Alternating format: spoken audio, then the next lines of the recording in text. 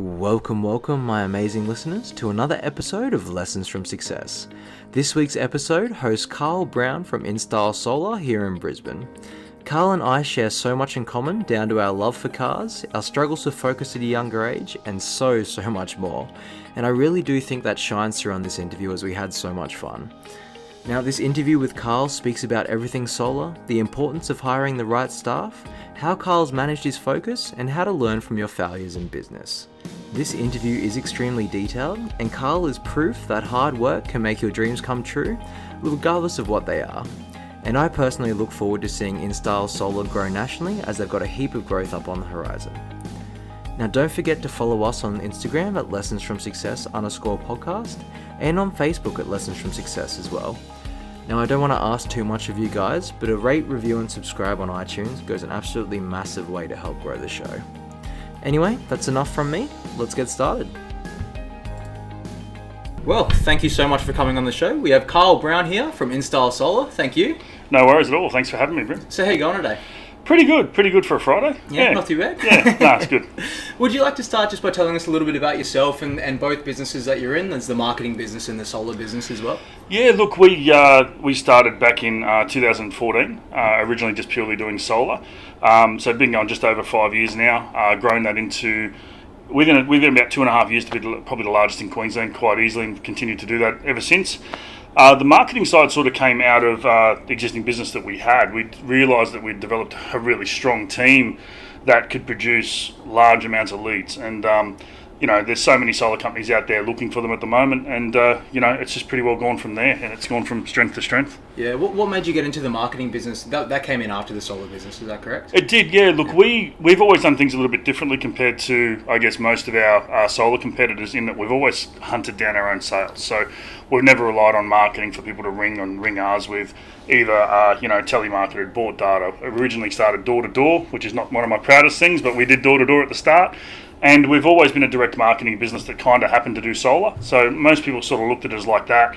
I looked at our business like that for the first 2 years, and then realised, well, we've got something here. Maybe we're a solar company and not a direct sales business. And we had to really start, I guess, adapting into what the market wanted us to be, which was a solar company. Yeah, it's really interesting. So you said you got your start doing door-to-door. From there, did you, because we were discussing before about how you get all of your leads now off social media, which is absolutely incredible, especially for a solar company. Did you start out door-to-door and then go straight to social media, or was there a few other things in between that you did as well? Lots of things in between. So we started out door-to-door for quite a while, and then essentially I had a person who worked for me, actually, Phil, who was a bigger guy, good guy, but he didn't like walking around in the Queensland heat anymore, and came to me and goes, "Hey, Karl, let me try phones. I want to try phones." And typically door-to-door, they'd knock for 5 or 6 hours and get 2 appointments, which was fairly good, to be honest, and you could really convert them. He was getting 6 to 10 appointments a day on the phone, pretty well day one. So that sort of made me look at it and go, wow, we can really do something more here. Even if they're not as qualified, the volume purely does it. So we went from there over a 6-month period to probably 12 people on the phone. Wow. And now, as you saw upstairs now, we've got a room of 36, quite a few off sick today, but we've got 25 people up there on shift today. And that's where the majority of it comes from, on the phones for a long period of time.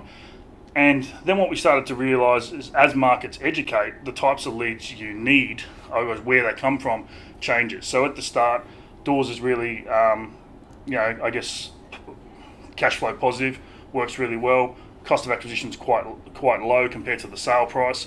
And as markets tend to educate, you need to get your spend down and actually spend less on an acquisition way to get people in. So social media-wise, we went to phones for probably 2.5 years purely, and then that started to become expensive, and then social media was really starting to take off. And I spotted a guy working for another solar company who was doing all the things I wanted us to do.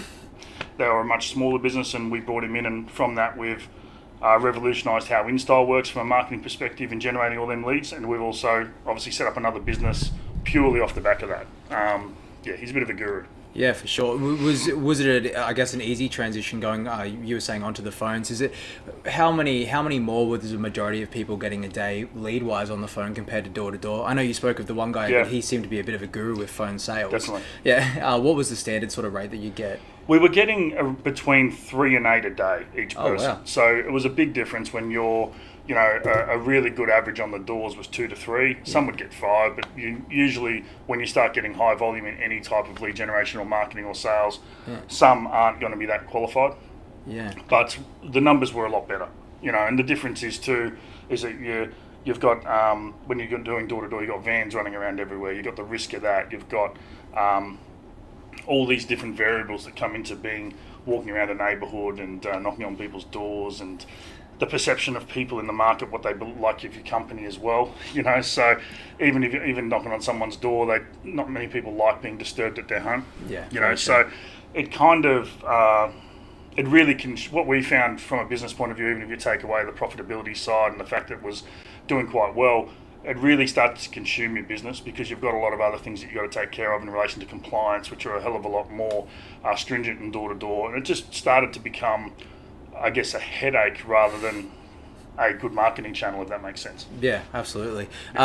So when the call center first started, that was all cold calling, was it? Yeah, all cold calling. Yeah. So we'd literally just purchase data through people like RP Data, Price Finder, people like that. Yeah.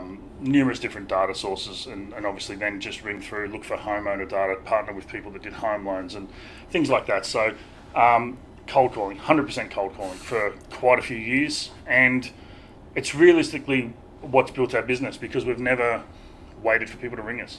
Yeah. Ever. Do you know what I mean? Like, we've never really played in the 3-quote space. A lot of our competitors really spend a lot of time on pages like High Pages, but for solar, so Solar Quotes, Australian Solar Quotes, all these different sites where they're constantly competing with 2 to 3 other people all the time. So doing it the way we did it, it was a lot more expensive as a marketing spend, but we've always looked at our business in a way that we believe we sell better than most of our competitors. So our conversion rates are higher, which means we end up spending similar sort of money anyway, but we don't have the competition, which means we can hold margin. Kind of a great way to segue into this, but a lot of other solar companies have dropped off. Do you think a lot of the reason for that is that you've put a lot of money into marketing spend, or is there more to it? Look, I'd say there's a few things that go into it. Number one is that a lot do sit back waiting. They want the phone to ring. They are all focusing in the same areas. Like, when you've got, I think there's been 500 solar companies go bust in the last 4 years. And that's just with the name solar in the title. So that's if you just do a normal search. So when you think that there's ones called, so-and-so energy or whatever without solar in it, there's probably double to triple. Or, some are just electrical companies, so they don't have solar in their name. The biggest thing to me is that, they sit back waiting for the phone to ring. And where that comes into it is that obviously if you look at people that come from an electrical background, sales technically probably isn't their number one forte. Do you know what I mean? Whereas we come from a sales background. So the easiest part of this business for me, being 22 years in sales, is the marketing and sales. The hardest part for me is the electrical compliance and making sure our quality stays at a level which, we deem acceptable, but also our peers deem acceptable. So for them other companies, 100%. The reason they've gone bust is their marketing, and that they don't know how to sell the systems, and they tend to focus on the wrong things, to be perfectly honest. Yeah, I think it'll come as a shock to a lot of people that you didn't actually come in the solar boom, did you? You came in 2 years later. Yeah, pretty well. Yeah, we the 44-cent rebate ended 2012. So we kicked off in February 2014. So when you look, we came in after it. So I think it was a good thing for us because I do believe that a lot of companies really rested on their laurels because, in that 3-month period leading up to where the 44-cent feed-in tariffs disappeared, they just had people ringing in saying, "Can you install me?" Like half the people weren't even, there was people that were talking that they would just sign 10 people up a day, 12 people up a day, and I had some of my reps that are still with me now. They were in that 44 cents, and I think one of them said he sold 54 systems in the week before the 44 cents ended, and that's mental. Like, it's a crazy number of people. Like, to even sit that many appointments, he would have just been walking to their house and filling out paperwork. There's no way he would have presented to sell that many systems. Not at all. They basically sold themselves at that stage. 100%, yeah. Wow. Yeah, and the 44 cents, that rebates that were around, all the feed-in tariffs, that was around, really, really triggered growth for a lot of these companies. And I think because their pipelines from an installation perspective would have been months and months and months out, the money would have been coming in, and they wouldn't have, I guess, obviously weren't looking at their sales. And so many went broke in that next 12 to 18 month period where they should have had a lot of money put away. Yeah. We were talking a little bit about subsidies before we got here on the episode. I was under the impression that the subsidies are basically almost all gone, but you definitely enlightened me quickly that wasn't the case at all. You want to tell us a little bit about what happened there? Yeah, look, we find the media tends to beat it up a little bit and go the wrong way with a few things. There's two parts to solar where you're getting something from the government or from your energy provider, and you've got either government rebate, which is an upfront incentive to come off the price of the solar system, and then you've got your feed-in tariff, which is when you sell your excess energy and you get a rate for it, which back in the day was 44 cents. Then it went down and so on. So the government rebate side is worked on what they call STCs, which has replaced what they used to call renewable energy credits. Now, on a standard system which we sell, which is let's say a 5 kilowatt system, for example, 3 years ago you would have got about 118 STCs for that, which are sold at around $35 each. So it works out to be about $4,000 or so, around that sort of range. Literally drops 6% a year. That's all it is. So a couple of years ago, as I said, about 118 on that same job. Now you'd get 103 STC. So it is dropping. Yeah. But when you see in the marketplace a lot of these, there's a lot of solar companies that will go out and say the rebates are ending. Buy now. It's all rubbish. They're not ending. They're here. They're going to be around. Drops at 6%. So look, there is some sense that people should get solar quicker. We obviously want people to. We're a solar business, but. I mean, it's 6% at the end of the day, right? Yeah, exactly. So it's not like you get to the end of this year and you have to get in before December 30 or you have to get in before June 30 or anything like that. It's going to be there, but it is lowering each year. Yeah. Do they plan to sort of 6% down until it drops off, or is it kind of like sort of going to stagnate at a certain percent? Look, it does change. Like originally, about 18 months ago, with some government changes, they were looking to end it in 2020 again. So, but.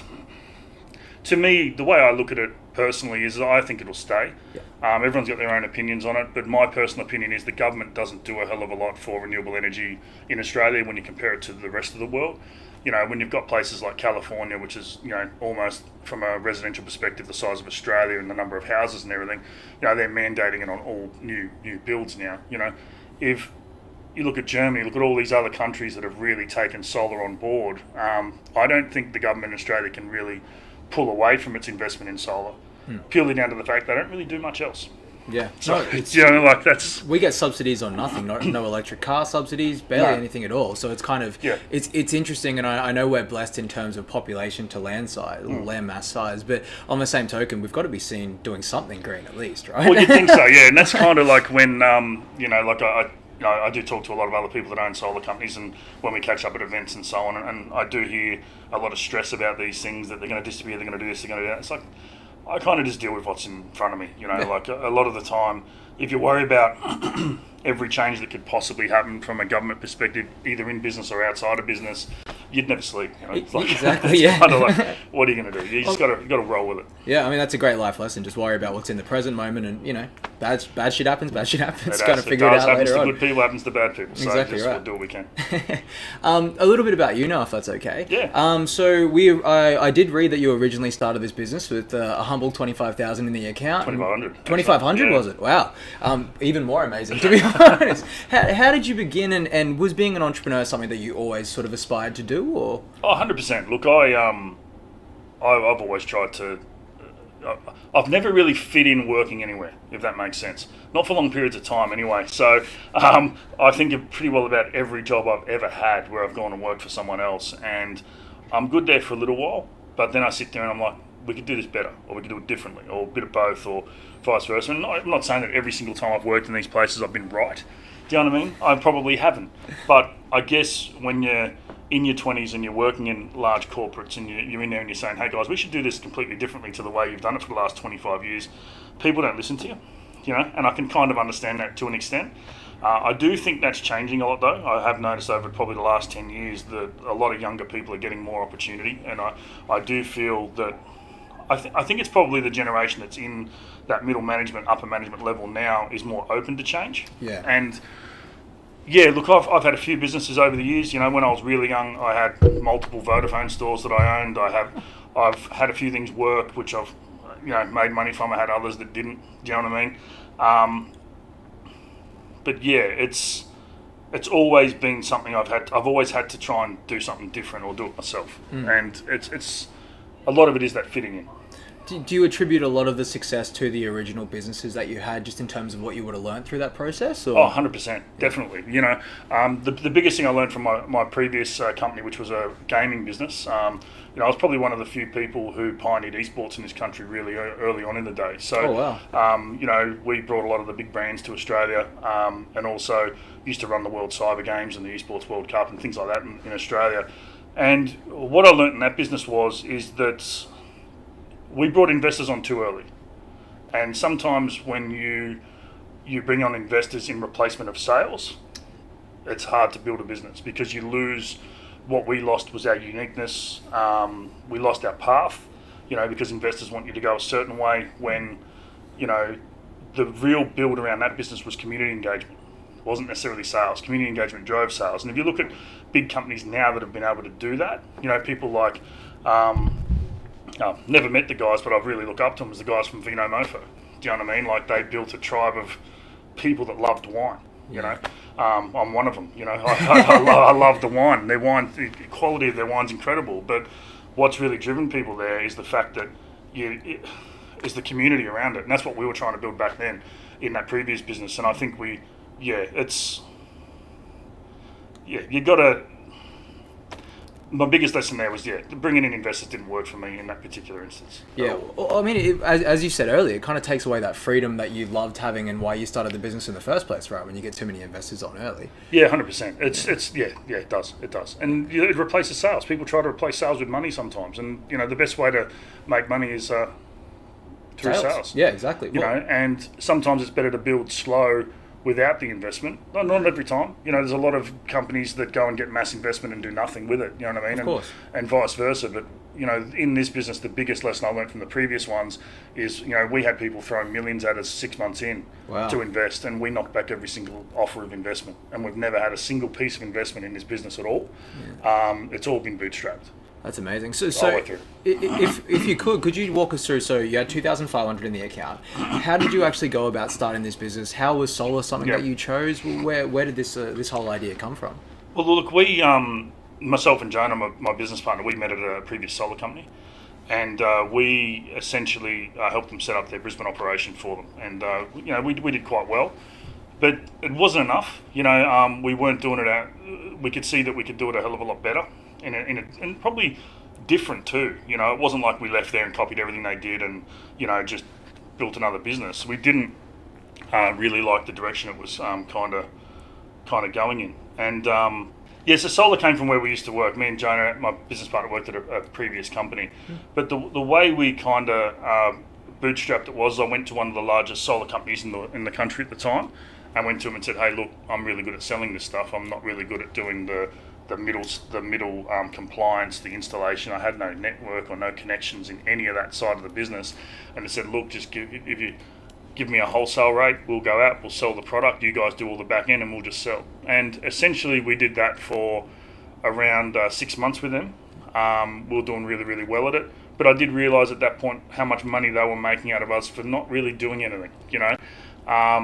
And that was when I started to look into understanding the back of the business a little bit more. So when it first started, it was more around, you know, when you've got a family and you're looking at it purely from, am I going to make a good living out of this? You know? And that's where it always starts.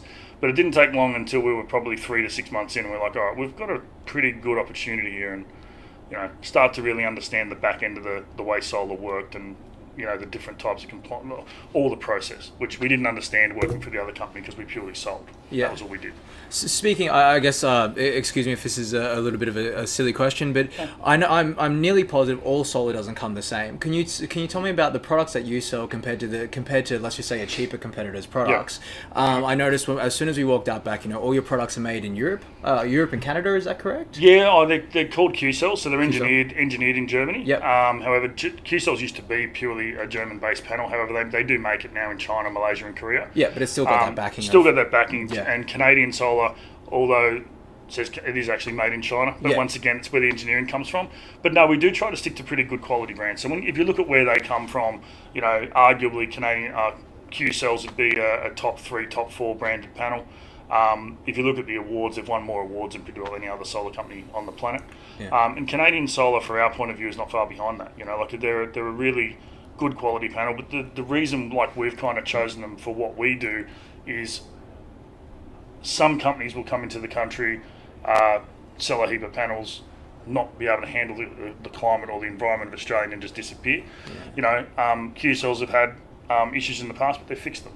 And Canadian had issues in the past where it wasn't even them, but people grey imported, and all these houses got installed with poor quality product, which wasn't Canadian, but they went and replaced it because it was their brand. And so I look for people that can say, hey, yeah, we've messed up, or we haven't messed up, but they've owned it. So they've still taken ownership over something and looked after their clients. I think that's more important sometimes than anything else. Yeah, 100%. Then at least if there is a fault, they'll be there to back you at the end of the day. But product-wise, I guess when you start looking at the other solar companies that do sell really, really cheap systems, you've got to question if they're going to be around. And when you talked about before about companies that have, I guess, gone bust in this game, it's all the time. It's every couple of weeks someone else is in liquidation.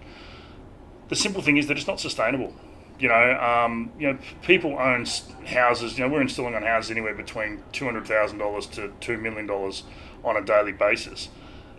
You're putting an electrical item on your roof. So if you're willing to genuinely, put a $3,900 solar system on your $2 million property and expect everything to be perfect and expect everything to work, when the Clean Energy Council, which is technically the compliance body of the industry, recommends that system should be $6,000, then you're probably asking for trouble in some ways. I see it to be similar to like an appliance, basically. You buy a shit tier oven, you're going to get a shit quality product.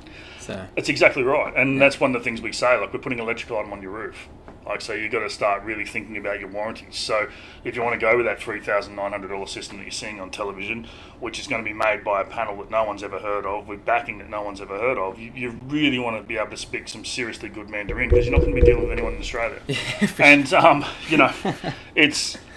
we come across it all the time, and it's but look, it's probably where the hardest part of solar comes out, because none of these brands anyone's heard of. Like if I brought every brand of panel every inverter we've done here, there's very few brands where you put them in front of people and they go, I know that brand, and that's probably the hardest part for the consumer, I believe. And that's why we tend to not focus too much on the technical specs when we go into people's homes. We tend to focus a lot on the brands that we're selling. So, we'll spend 20 minutes talking about Q-cells and 2 minutes talking about the actual panel spec, because they need to understand that company's going to be there. So let's say, whenever you go into someone's house a lot, they're like, oh, well, solar companies keep going broke. Well, what's different with you? And it's like, okay, well, we don't plan on going broke. We've never had a loan. We've been good in all them ways. But if you look at the brands we're using, Q-cells have been around for a very long time, owned by Hanwha. They're like, I think they're a $9 to $12 billion company. So the odds of them not being there to service your warranty is pretty slim. And then you look at inverters and you look at Fronius, for example. Fronius are a huge Austrian company. They make other things other than solar too. So anyone that's worked in trades will, not anyone, but anyone who's ever been near a welder will probably have heard of Fronius. So they've got a little bit of a diversification in their own brand. So we really try to partner with people that, I guess, let's say something does go wrong and Instyle's not here. I don't think that's going to happen, but let's say it did.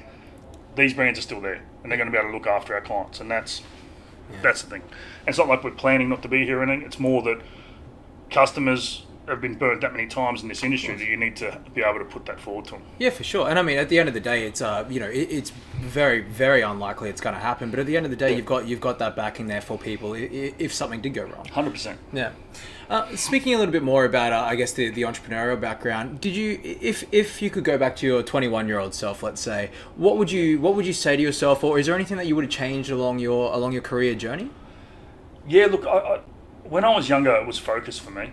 I really struggled with focus. Like I'd start something and just go to something else. I'd have 5 or 6 things running at the same time.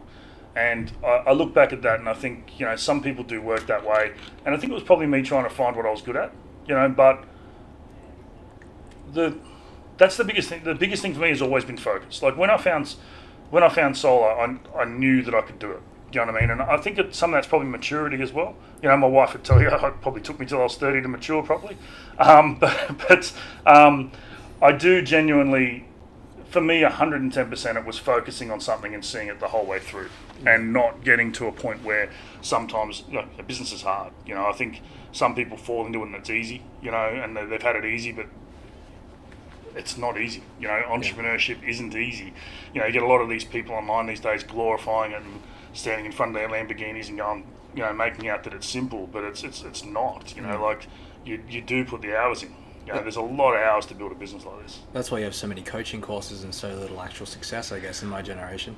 Look, 100%, and even mate, and even talking about coaching, like one of my pet things with it all is like if you have a look at the number of coaches that are out there through LinkedIn these days, and they're everywhere. It's just bombarding. But it's bombarding.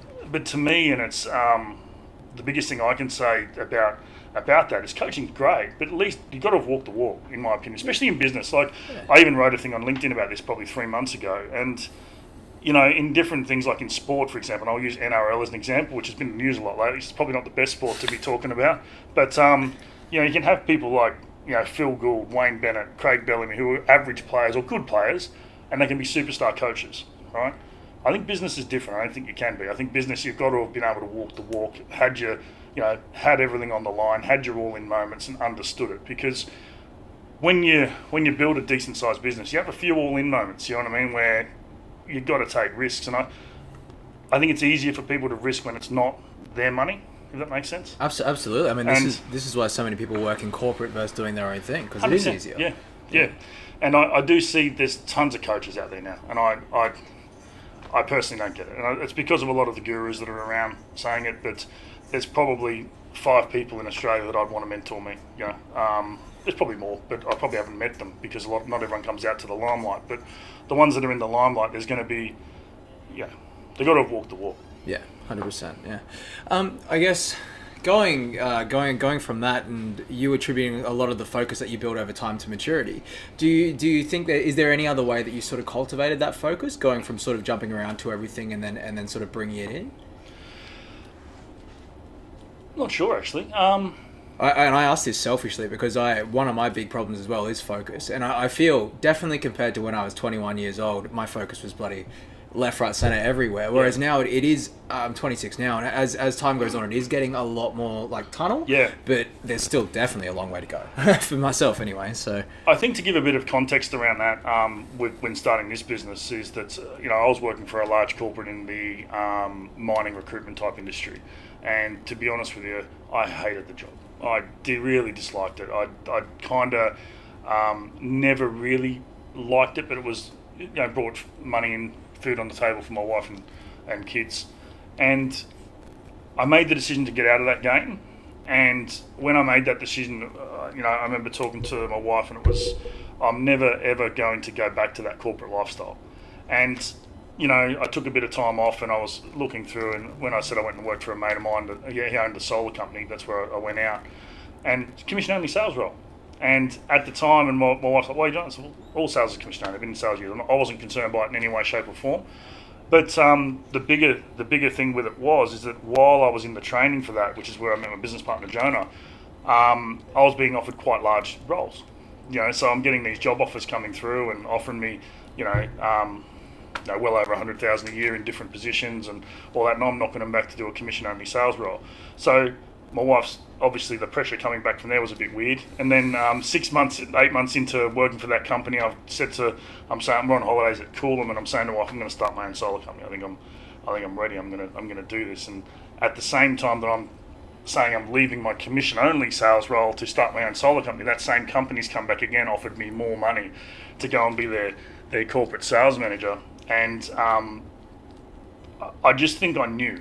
And I know that sounds really, really odd, because I know I'm not it's not like I'm a massively spiritual person or anything like that.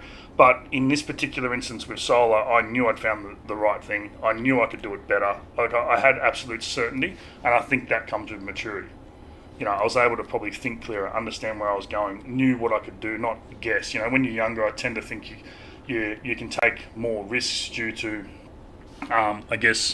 your surroundings and maybe having backups. But I guess as you get older, you've got to, you got to know where you're going to go with things. And I think I planned it out a lot better. Lots of things. lots of things. And I guess from learning from the previous businesses that went well and the ones that didn't too, Yeah. you learn where your failures are. But I was never taking that job ever. You know what I mean? Like I never was. It didn't even, the only reason it come up is because, my wife heard me on the phone to them, so I was never taking that job though, ever. Yeah. You did speak a little bit just then about some of the previous failures you've had. Would you mind sharing some of the biggest failures you've had just to guys, I guess, humanize that whole entrepreneurial process? 100%. Like the biggest one was the esports thing I mentioned before. Like that business was booming. It was a great business, but as I said, investment killed it. And it went through, and that's where with this business I was never ever going to take on investment, regardless of where we're at. I was happy to scale it at a level that we could do it via sales.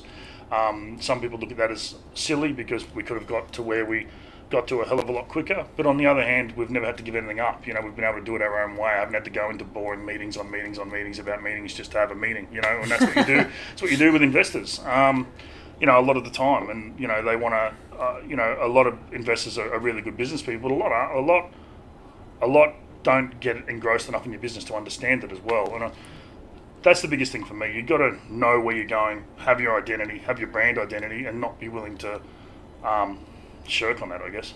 We knew what we wanted to do with this business from the start, and we've just done it. Nothing's been able to get in the way. But the failures from that was it was giving up control.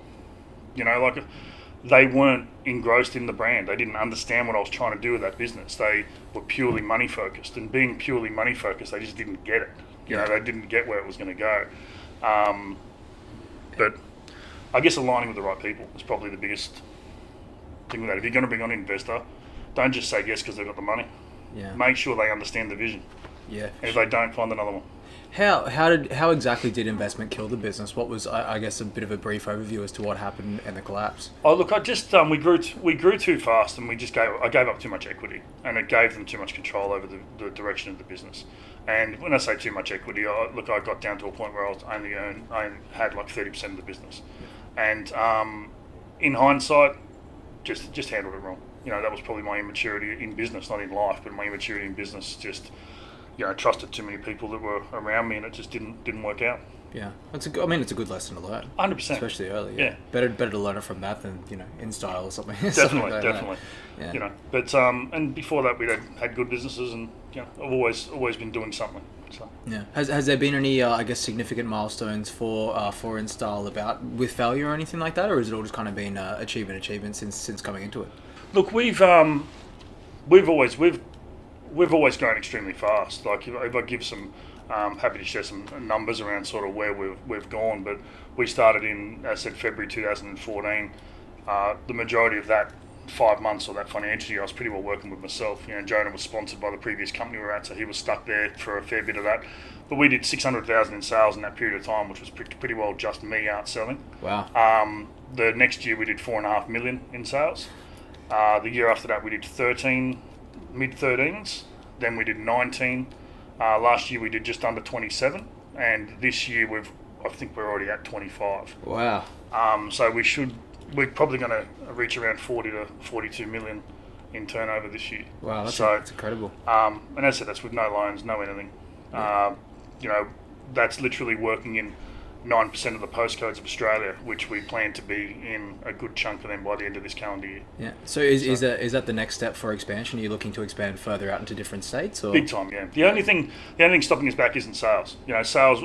We could double, triple our sales overnight. Like not overnight, but in a couple of months we could do it quite easily. Yeah. The key for us is finding quality installations, quality electrical partners, having that really good back end that delivers what we promise on the front end. And that's the hardest part for us. So I did an interview with Australian Financial Review 18 months ago about skill shortages, and at the time I didn't actually believe there was that big a skills shortage, but there is now. so yeah. What do you attribute that to? Why would there be such a large skill shortage? Solar boom. Yeah.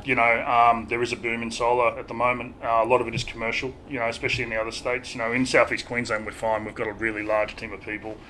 We can handle it quite well, and we do travel them people as required. But Sydney, for example, really tough to find good quality electricians. Really, really tough. We've been searching for quite some time. Sydney's a market which we do around 25 to 30 installations a week in metropolitan Sydney. With the right people in the back end, I could triple that in a month. And people think that's mental, but it's no. We do manage our own lead generation. We manage everything, and all the data that we have on average conversions. We could triple that and do 100 a week in there quite easily. Yeah. Oh, it must. Yeah, I guess one of the biggest challenges is not being in that state. It'd be really hard to check the quality of work and make sure it's all up to standard. Yeah. No, we have a really good head electrician down there. So we do have our teams down there. We've got 3 installation crews down there at the moment that are internal, and then we've got some subbies that are working for us. But it's interesting. Like, to give you an example of the difference, if we put a decent ad up here in southeast Queensland, for example, for a Clean Energy Council accredited electrician. We had 27 applicants last month when we had one up, and down there you get 5 at the same time.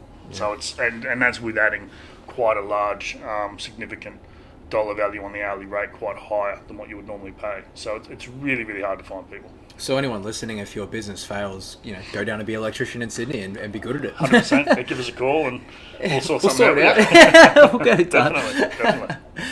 Moving on a little bit now. So when you were younger, so I guess in the high school years and things like that, did you have any business acumen back then?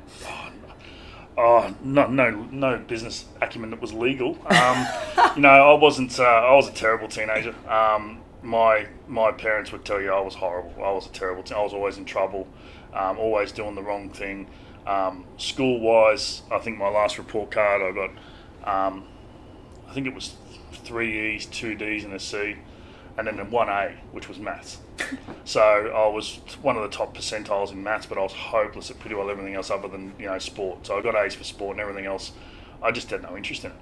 Yeah. So I was always trying to wheel and deal something. Do you know what I mean? Like, it's just pretty well how I've always been. I was never really wanted to have the boring life where, I just, It was always. Which was on the wall over there, as you can see in the middle. I made sure it was in the middle, so it's got hustle. But look, it's 100%. Like, I think one of the things I found really interesting was that I didn't, when I originally lived in Sydney, I wasn't in sales, and I hadn't caught up with my old mate of mine from school for probably 10 years, and I'd caught up with him when I was about 27, and he's like, "Oh, what are you doing?" I said, "I'm in sales." I never thought I'd be in sales, because I always thought I'd be a blue-collar guy, tradie type sort of guy. And he goes, "Mate, you were always going to be in sales." So it was kind of interesting that I hadn't noticed it, at a young age. Well, they always say if you want to know your strengths, ask the people around you, not yourself, right? True, yeah. Sometimes you get it. Sometimes you don't listen to people around you though too. Yes. You get it.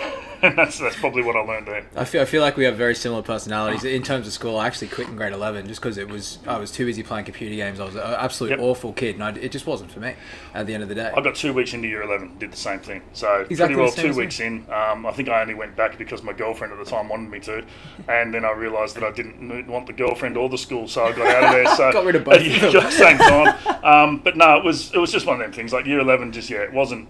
School just wasn't for me. It never was. But I think at that time, the only reason I went back after year 10 was I didn't have an apprenticeship, which was what my family wanted me to have. I could have easily gone and worked for my father, who owned a panel shop, which I ended up doing, and doing panel beating. But it just wasn't for me. I went and did the panel beating.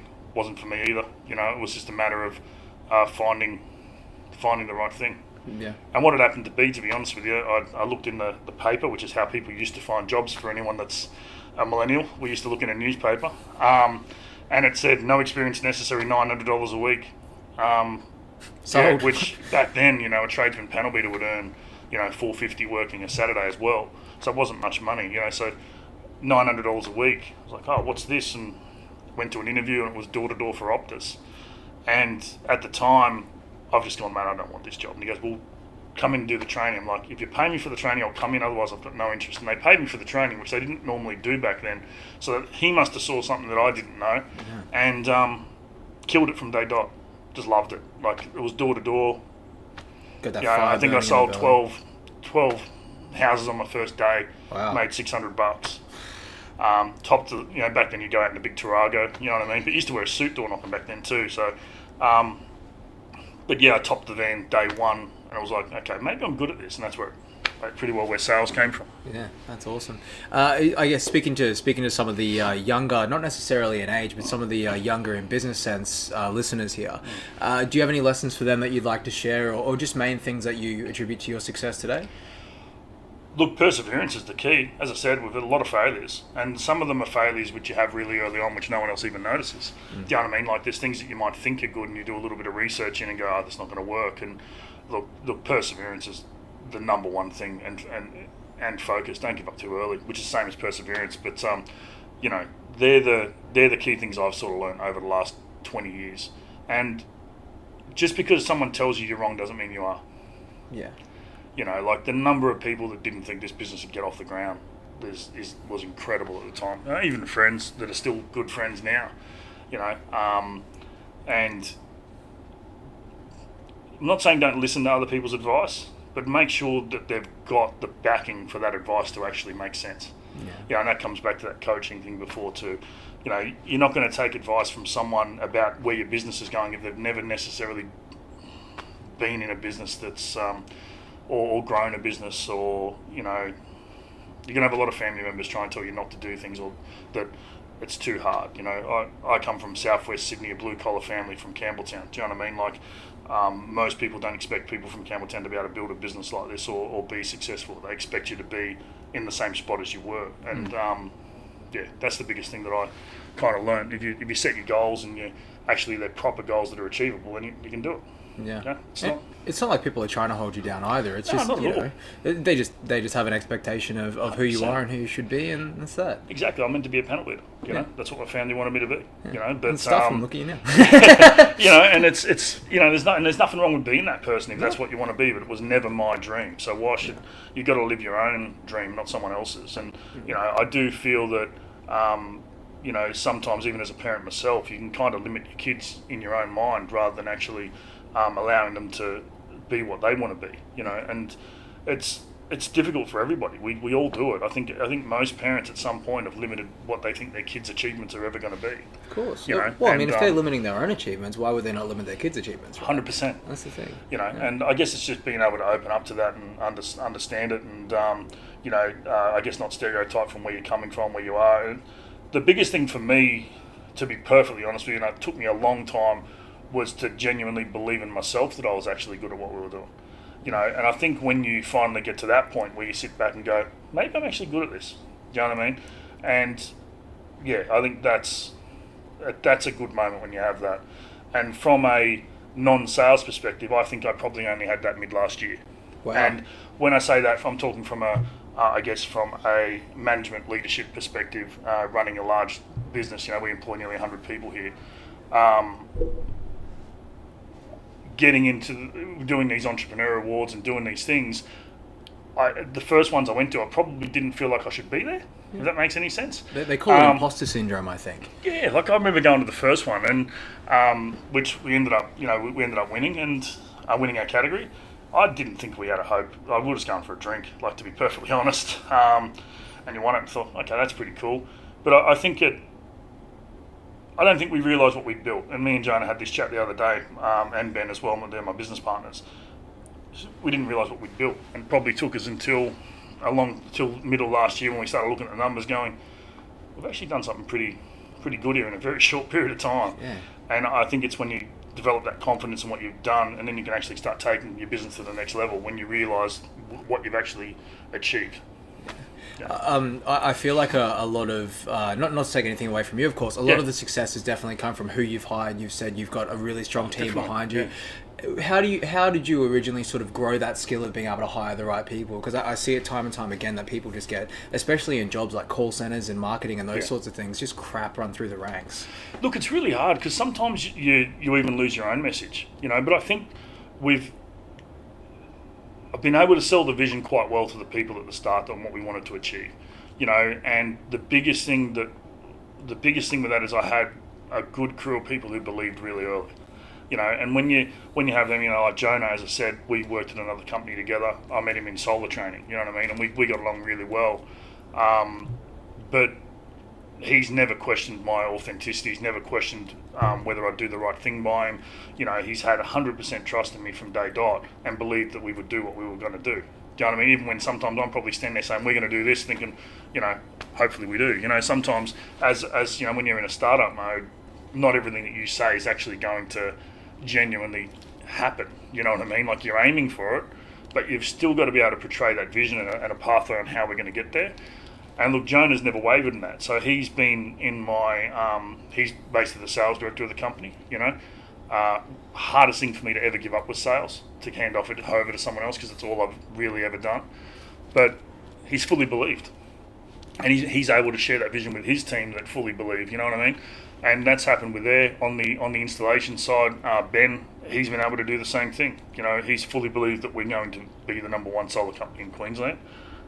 And we got there. You know what I mean? And that's probably the key to getting the right people. If you're bringing people in and you're talking to them and you don't feel the authenticity in the room and don't feel that they 100% get where you're trying to go, then they're not the right people. Yeah. You know, and it's similar to the investors. You want them to share in the vision. They've got to share the vision. They have to share the vision. But the thing is, everyone upstairs needs to share the vision too. Like that's obviously for people, the call centers upstairs, with they need to understand where we're trying to go as a business, and so does the admin team outside. So does the marketing team. So do our installers who are going out every day. They need to understand what our end goal is and what we're trying to do to get there. And to be honest, if they don't share in that vision, then they're probably not the right people to be here. You know, we do really want people that are invested and understand the business. We have a very, very, very young workforce. I think you've probably noticed that just walking around yourself. Yeah. You know, I haven't worked out what our average age would be, but it'd have to be in the mid-20s. Mid-20s, You know, so that brings its challenges too, having nearly 100 people that are, half my age. Not half, but, quite a lot younger. I've got a 20-year-old son that works here in the business. So it's, we do like to hire younger people. I do like to hire people that probably on paper don't necessarily have the skills that a lot of people would be looking for, but I find if you teach them, train them, provide them with them skills, they're a hell of a lot more loyal because they feel like they've got more than a job. And that's what we try and do around here. And by giving them a skill, the vision, they take on that vision a lot quicker.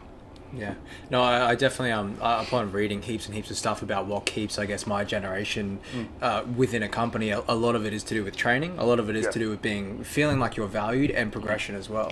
And it kind of seems like if you offer that sort of trifecta, it's a great way to keep millennials on board, as opposed to the old way, which is either more time off or more money. And it's like, well, I mean, we value that 100%. To some extent, of course, but at the end of the day, we. I guess minimum wages and things like that now, and award wages, they're high enough to comfortably live on. So just offering more money, I mean, an extra $5,000 here as an annual salary, for example, it's not going to change our quality of life at all. Whereas if we feel valued every single day, that's going to do a hell of a lot more than $5,000 is going to do over the scheme of things. Definitely, especially this day and age. I do find, I've got some people here. I've got multiple salespeople earning, 150 plus here, and some of them are early 20s. Yeah, wow. So we don't bring people in based on, we don't pay people based on their age at all. We pay them based on what they actually produce for the business. Yeah. Always have. We've got some young people earning some seriously big money here.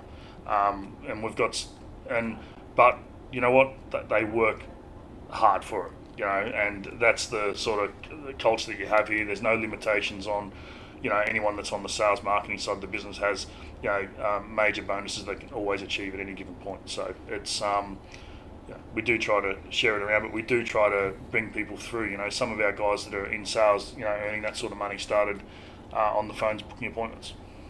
We do try to bring people through and take them through the business. One of the big challenges for a smaller business as well is that career progression trajectory. Just because it gets to the point where the next step up is you, and you can't exactly replace you with them sort of thing. 100%, and we keep a really flat structure here too. So we don't have managers on top of managers on top of managers. I believe in an industry like ours, which is so competitive, you need to be agile. You need to be able to make decisions quick, change strategy fast. Not flip it and jump around like a maniac, but if you spot a change in the industry, which does happen a fair bit, we try to move really, really quickly. So there isn't, I guess technically in a lot of ways, it's not like there's a ton of management roles for people to go to, but there's always a way for people to take on more responsibility without having a role title as well. Like we've got some guys in our teams, and the sales guys, who are really good at certain tasks. Like they might be really good with their tonality, so they'll spend a bit of time training the other sales guys on how to get their tonality right. And then we've got other ones that are really strong in their financial presentations, you know what I mean? So they'll actually train up other people on on that. So we do try to have people being more involved in the business, that not without always having to throw a title on them, if that makes sense. No, I like that. It's like flat training. You don't really hear much about that, sort of being trained by your peers as opposed to your superiors. We do try to do that. It's a different way of going about it. We just found going the other way where everyone has to have a title, you just end up with all these people. Well, title's a wank factor anyway, right? You get a general manager earning $60,000 a year. Like it means nothing. Like, and look, and sometimes when people do get a promotion, what's my new title? Well, call yourself whatever you want to call yourself. As long as you've got the function. As long as it's not founder or CEO. Exactly. You can go for gold. Exactly, go for gold. But no, we've got some good guys there that do. We do have a really good team. Like we do have a really good team. It's it spins me out quite a lot actually when I sit there sometimes and look at it and go, yeah. But we've got some seriously loyal guys that have been with us for a very long time that understand the business really, really well, and they're going to be. I think they'll. I was saying to one of them the other day that she'll probably die here. So she's 22, so it gives you an idea. But she's been with us since she was 18. Wow. So fresh out of high school, sort of thing. I think the previous job was Subway. And now she's in our sales team, killing it, doing a really good job. But no, I really enjoy working with a younger team. I find they're more fun. Yeah, for sure. And the energy and charisma flows, right? 100%. I mean, you're the average of the 5 people you hang around. If your staff at work are awesome, inevitably it's going to flow. They're a bit feistier, the younger ones. A little bit harder to deal with at times. But look, the result, you get them working well, and the result, the energy levels are phenomenal. Yeah, 100%. So. Before we go, is there any other sort of overarching lessons? Anything you'd like to leave with the listeners with? Also, some details on where to find you and all that sort of stuff as well would be great. Yeah, look, we the best way to find us, we're on all the social medias pretty well. Instylesolar.com.au, that's where the business is. You'll find me on LinkedIn, Facebook pages, all that sort of thing. The biggest thing for me is just don't listen to other people. Do what you want to do. If you've got a dream and you've got a plan and it looks executable, have a good crack at it. Yeah. All you got to do is, being hooked up with all the entrepreneur awards and stuff that have been around lately. Like when I go and meet some of the people and you actually start chatting to them to see where they come from, there's no mold, you know what I mean? They're not all coming from, these top end schools and all this sort of thing. They're coming from all walks of life, and I love it. Like it's one of my favourite parts of it all. As I said before, at first I didn't feel like I belonged there, but once I got comfortable talking to all these people, like there's some seriously uneducated, ridiculously smart people at these events. And what I mean by that, when I say uneducated, I'm talking about their actual school level. You don't have to be majorly academically smart sometimes to find a niche in a market and really be able to execute on it. And I find some really, really smart people have had similar experiences to us where they haven't really done all that well at school. 100%. And they've built some incredible businesses. And the school style is really for only a couple of different types of learning styles, and I guess that's why a lot of people struggle. And I'm so much more of a practical learner than I am theoretical. It's ridiculous. That's why I went back and got my bachelor's, but even then, that to me was like pull my hair out until we had a practical subject. And it's just, I don't know, I just did it because I thought I had to be completely honest. It doesn't mean education. I'm not trying to say education not good. Like, there's other people like a friend of mine who was on your show not long ago, Tui Lamb. Like he's obviously ridiculously smart, massively educational, academically brilliant. I think in his field you have to have that though. Oh, definitely in his field you do, but he's also unbelievably good at communicating, which is probably, if he didn't have that communication skill, would he be where he's at as well? And 100%. I think so I'm not I just don't want people to think that I'm saying education's nothing, but I just don't like it when I see education limiting what people believe they can achieve. It's not the be all and end all. It's definitely important, but it's definitely not the be all and end all as well. Counting's good though. Yeah, maths does help. Absolutely. But you can always outsource it if you don't have it. So. Exactly, that's true. That is true. Thank you so much for coming on, mate. It's been an absolute pleasure. No worries. Thanks very much, man. Appreciate it. Thank you so much for tuning into the show today. Make sure you hit that like and subscribe button if you enjoyed it, and jump over to lessonsfromsuccess.com.au and make sure you jump on that email list so I can notify you as soon as any more shows come out. I'm your host, Bryn Turner, and thank you so much for joining us.